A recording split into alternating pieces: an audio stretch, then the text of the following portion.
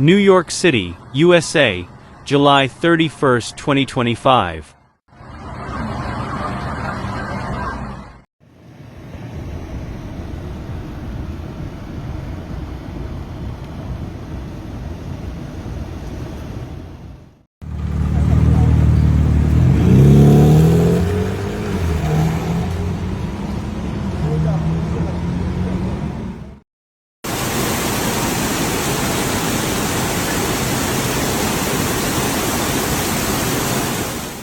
New York officials declared a state of emergency on Thursday afternoon as flash flooding hit railways and roads, causing significant delays and closures across the tri-state area ahead of peak travel time. In New York City, flash flooding briefly closed sections of major roadways across the city just as the evening rush hour approached, and LIRR suspended service on one of its busiest lines as flooding covered tracks.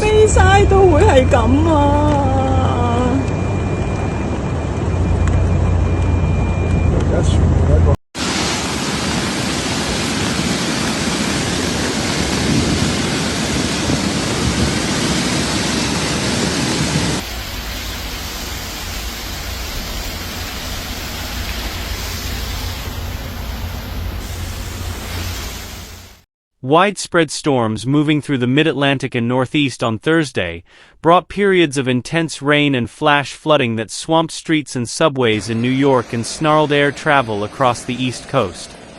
Some drivers on the Clearview Expressway in Queens ended up standing on the roofs of their stranded vehicles, and a tractor-trailer nearly fully submerged.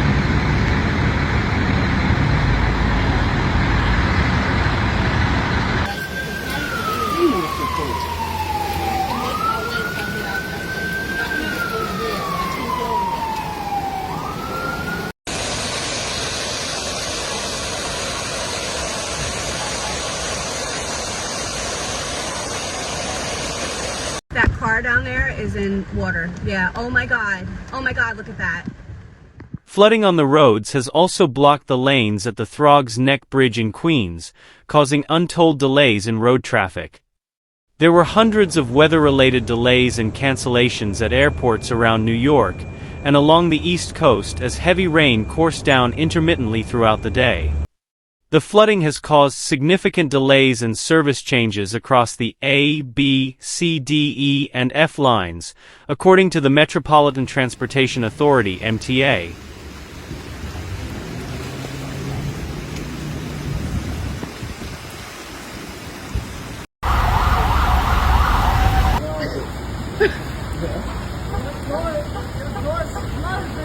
The door? Alright. Don't turn it on then.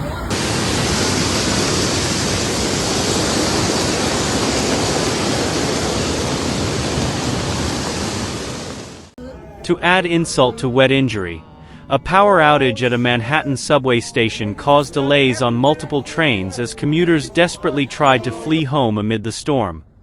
Meanwhile, New Jersey Transit suspended service in both directions along the Gladstone branch between Gladstone and Bernardsville.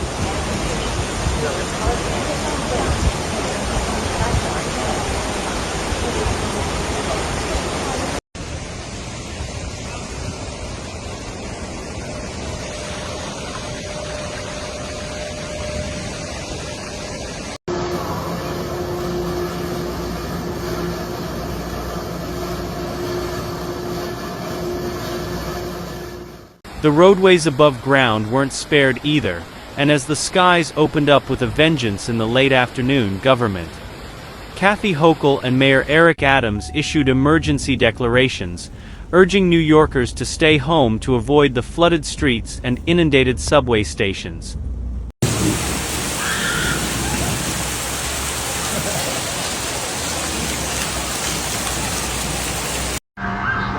Deus do céu, que isso, mano? Ó. 4 da manhã.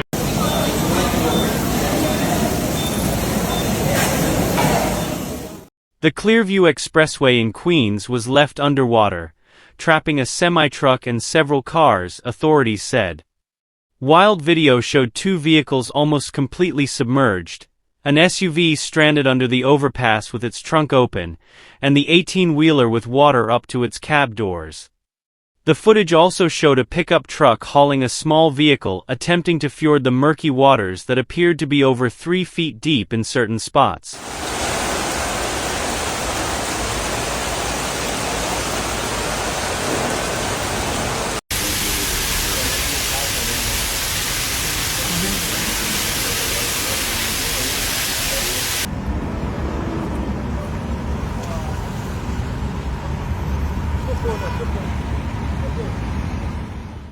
FDNY and the NYPD's Emergency Services Unit crews raced to the flooding near Northern Boulevard after reports of occupants trapped inside submerged vehicles, authorities said.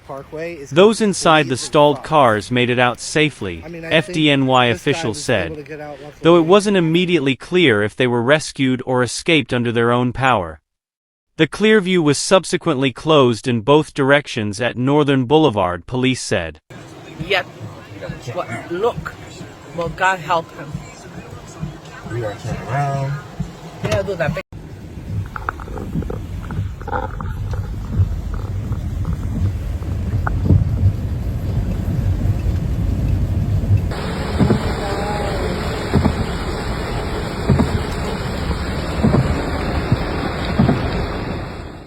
One MTA bus in Brooklyn inexplicably had stormwater flood its center aisle, leaving commuters confounded and lifting their feet to avoid them getting soaked. Flooding also prompted closures of the Long Island Expressway, the Cross Island Parkway and the Staten Island Expressway, officials said. New Jersey likewise was put under a state of emergency, with 3 counties in the southern Garden State put under a tornado warning, according to the National Weather Service.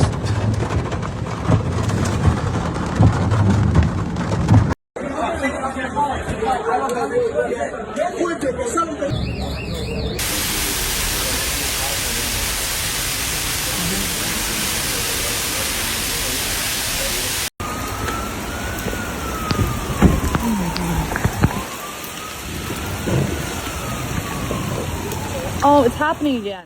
Air travel turned into a nightmare as well. All flights at the 3 main Big Apple area airports were delayed for up to 3 hours as the torrential downpours wreaked havoc, including to Philadelphia International Airport, LaGuardia International Airport, Baltimore-Washington International Airport, Ronald Reagan Washington National Airport, and Washington Dulles International Airport, according to FlightAware, which tracks disruptions.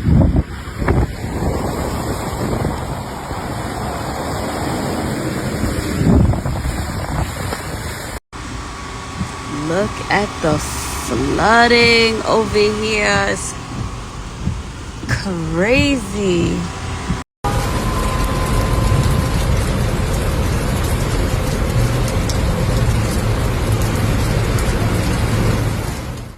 Among the major domestic carriers, Southwest Airlines had the most operational disruption, with 45% of its daily flights, or more than 2,000 flights, delayed as of early evening.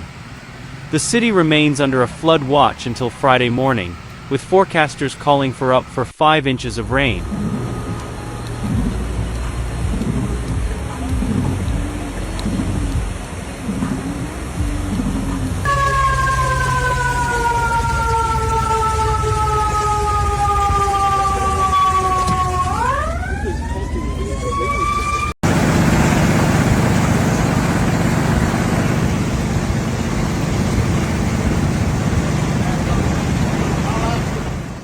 FloodNet NYC, a map at the Science and Resilience Institute at Jamaica Bay that is jointly operated by researchers at several of the city's agencies and universities, showed real-time flooding information.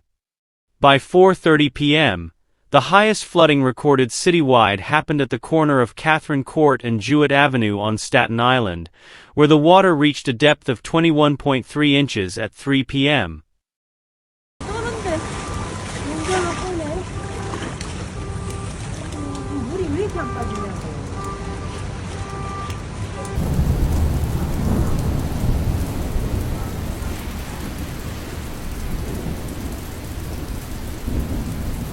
Look at the other side.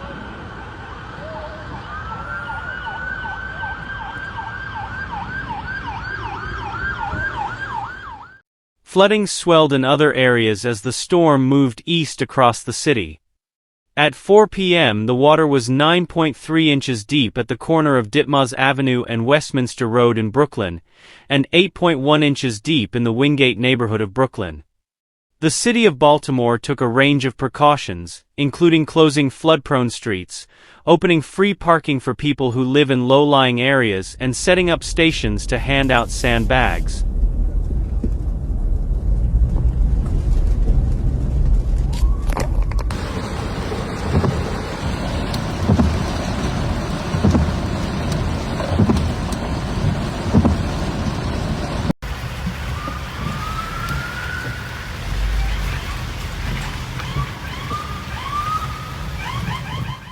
City-sponsored outdoor activities were canceled, and all city pools closed. Some city and state facilities in Baltimore were closed before the storms arrived. The city shut public library branches, and the Maryland Port Administration said the front gate at the Port of Baltimore's Seagrit Marine Terminal was also closed to truck traffic on Thursday afternoon in anticipation of potentially dangerous weather.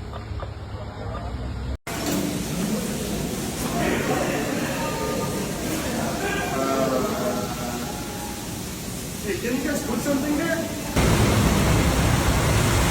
Use the right lane to take exit 29 towards Clearview Boulevard.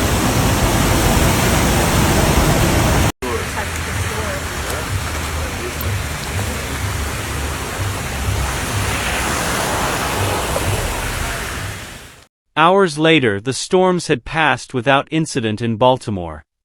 There was barely even standing water on the cobblestone streets of Fells Point, the city's most flood-prone community. But northeast of Baltimore in Harford County, a major highway was so inundated by Thursday afternoon that first responders had to rescue two people whose car was partially submerged.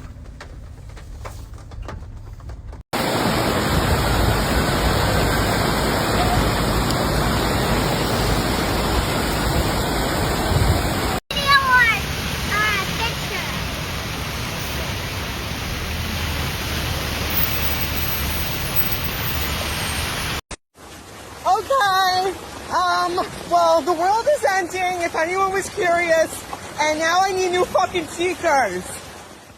The weather conditions that led to the bouts of heavy rain involved a cold front moving across the region.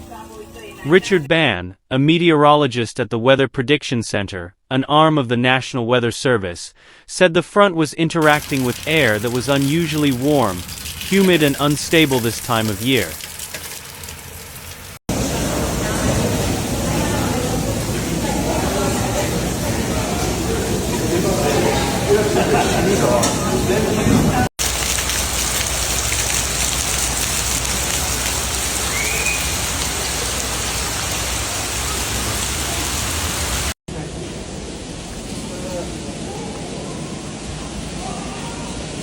And the flooding begins. The Weather Prediction Center had issued a Level 3 out of 4 risk for excessive rainfall for an area that includes Washington, Baltimore, Philadelphia, and New York City through Friday. A wider area from central Virginia to southern Massachusetts, including Richmond and Long Island, was under slightly lower risk. Turn it on, Flood watches were also issued across much of the region. I'm gonna run over there and I'm gonna move it. Why?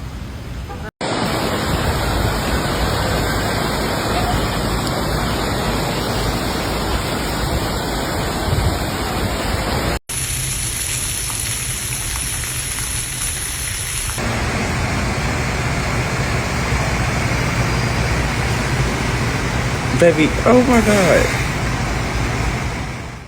From northeast Pennsylvania through southern New England, rainfall of up to 1.5 inches per hour was expected. Forecasters said locally significant flash flooding was likely, particularly for areas close to the Poconos and the higher elevations of southern New England. Farther south, the storms had been forecast to be more intense. From northern New Jersey to northern Virginia, up to 3 inches of rain per hour was expected, especially in the Washington and Baltimore areas, extending into southern New Jersey.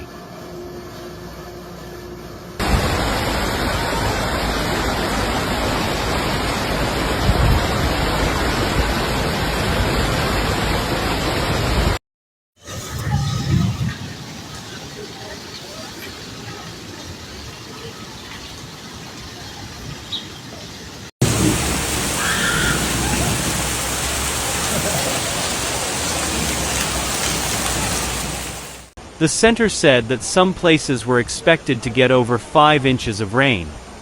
Because the affected area included major urban centers, Mr. Ban said that flash flooding could have led to serious disruptions, especially because repeated storms were expected over the same locations.